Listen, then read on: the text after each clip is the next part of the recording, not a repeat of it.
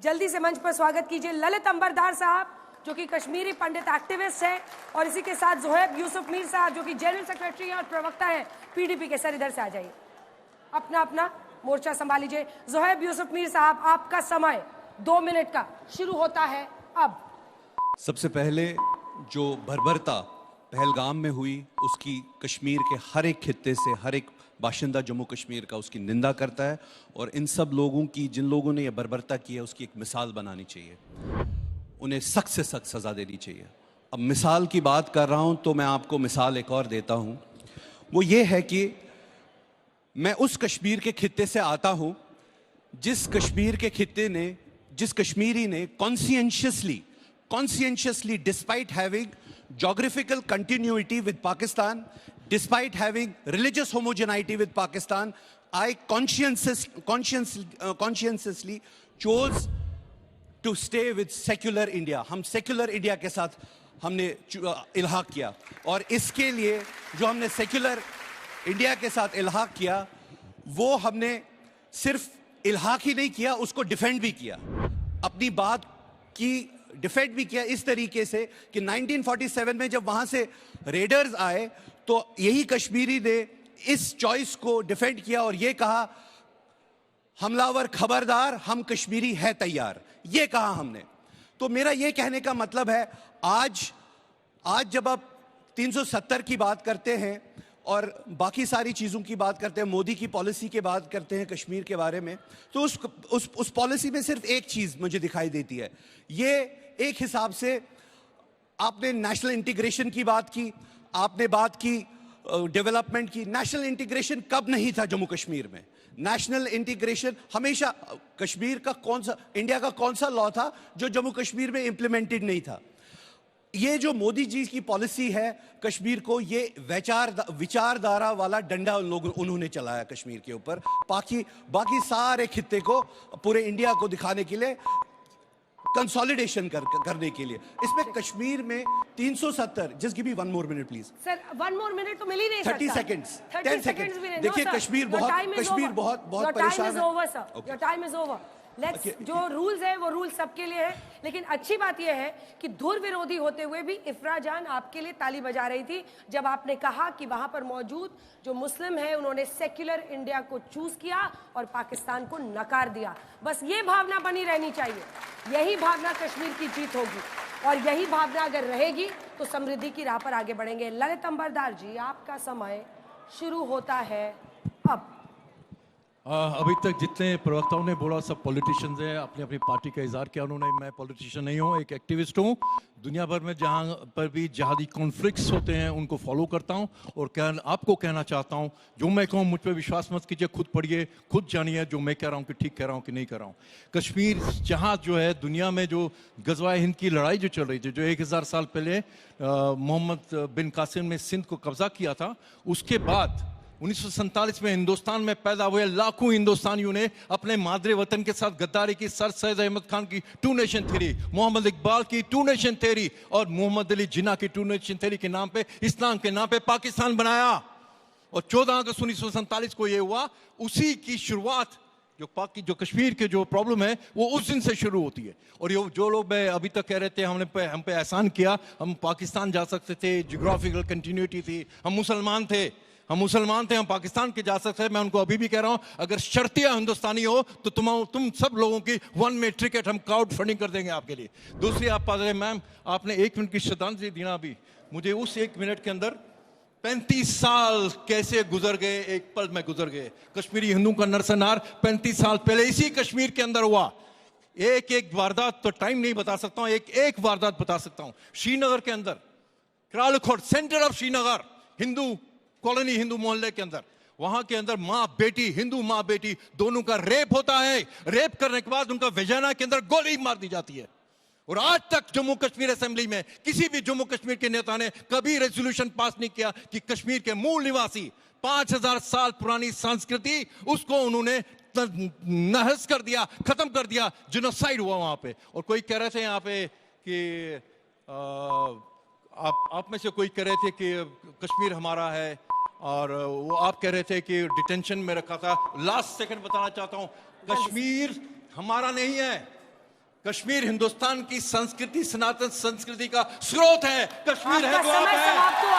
और आप कह रहे थे कि आपका समय डिटेंशन, समाप्त हुआ, आप सर। कह रहे थे डिटेंशन, समय एक समाप्त हुआ। सेकंड, जो नियम उनके लिए वही नियम आपके लिए। डिटेंशन का कह रहे थे। नियम जवाहरलाल सबके लिए बराबर है। मैं जवाहरलाल इजाजत नेहरू नहीं ने दे सकती। 370 मैं किया था शेख अब्दुल्ला को, यार को सल्तनत बना के दी थी। उसी जवाहरलाल नेहरू ने उसी शेख अब्दुल्ला को 10 साल जेल के अंदर रखा था देशद्रोह के नाम पे। आपका समय याद समाप्त रखिएगा। हुआ सर, समय समाप्त हुआ। Please, thank you. आप दोनों अपनी जगह पर जा सकते हैं।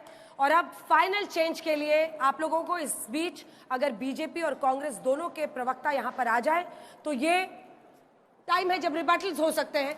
आप लोग एक एक मिनट के लिए अपनी बात रख सकते हैं, अपनी राय रख सकते हैं। जजेस आपसे सीधा सवाल करेंगे, ऑडियंस के हम सवाल लेंगे और उसके बाद फाइनल वक्त आएगा जब आप वोटिंग भी करेंगे। अपने दर्शकों को एक बार फिर से बता दें, हमारे तमाम दर्शक जो इस वक्त बहसबाजीगर अपने घर में देख रहे हैं वो भी QR कोड स्कैन करके हाँ या ना में जवाब दे सकते हैं। आज का मोशन, क्या कश्मीर को लेकर मोदी नीति सही है, आप इस पर वोट और फिर फाइनल राउंड में आप लोगों को वोटिंग का मौका तो मिलेगा ही। लेकिन और उससे पहले मैं देखूंगी कि क्या कुछ और लोगों को, क्योंकि हमने कुछ और गमछे मंगा लिए हैं, तो क्या कुछ और लोग अपना गमछा बदलना चाहते हैं। लेकिन 60 सेकंड्स का रिबटल टाइम है आपके पास रायना साहब। 60 सेकंड्स, जो भी आपको अभी तक जितने स्पीकर्स ने बोला है उस पर कुछ काउंटर करना है, कुछ भी बोलना है, आप जल्दी से बोले। आपका समय शुरू होता है। धारा 370 के बारे में यहां कहा गया, धारा 370 एक कॉन्स्टिट्यूशनल फ्रॉड था। That was a wall of hatred that developed a sense of alienation.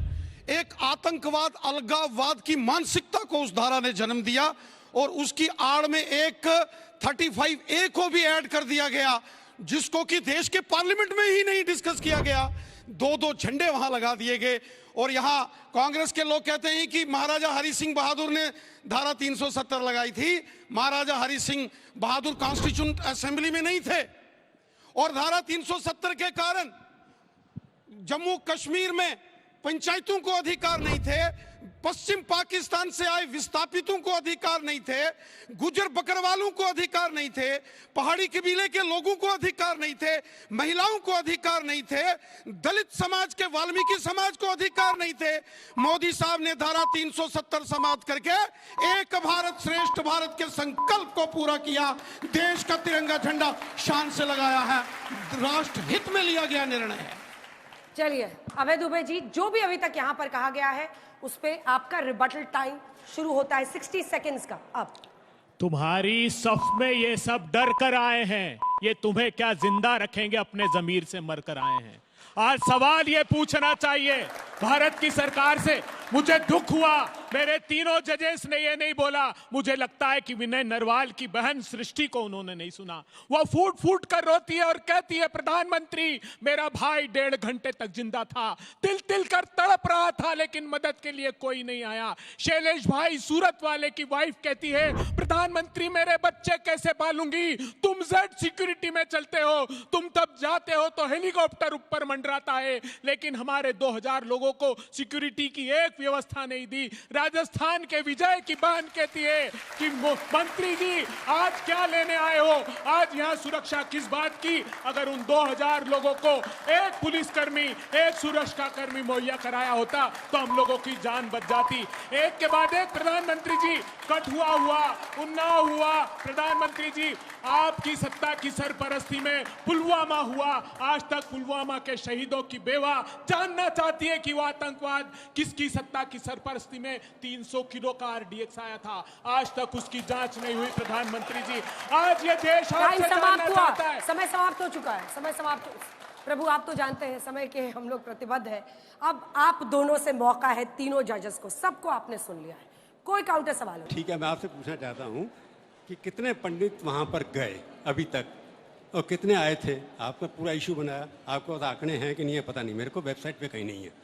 और दूसरा ये सवाल उठता है कि जो 3 चीज़ें थी कि वहाँ पर आतंकवाद को पैसा आना बंद हो जाएगा, वहाँ पर इकोनॉमिक प्रॉस्पेरिटी हो जाए थी, GDP ग्रोथ जो कश्मीर की है पिछले 6 सालों के अंदर उतनी बड़ी नहीं है जितनी आपकी अपेक्षा कर सकते थे, देश से अभी भी बहुत पीछे है, तो क्या फ़ायदा हुआ है? 3 पॉइंटेड सवाल है उनके। जी, सबसे पहले एक विषय जो यहाँ आया है, कांग्रेस पार्टी के मेरे साथी दोस्त ने यहाँ कहा है, कांग्रेस पार्टी किस मुंह से आतंकवाद के बारे में सवाल करती है? ये वही कांग्रेस पार्टी है जो जेलों के अंदर बंद आतंकवादियों के साथ मिलके बिरयानी खाने वाले लोग हैं।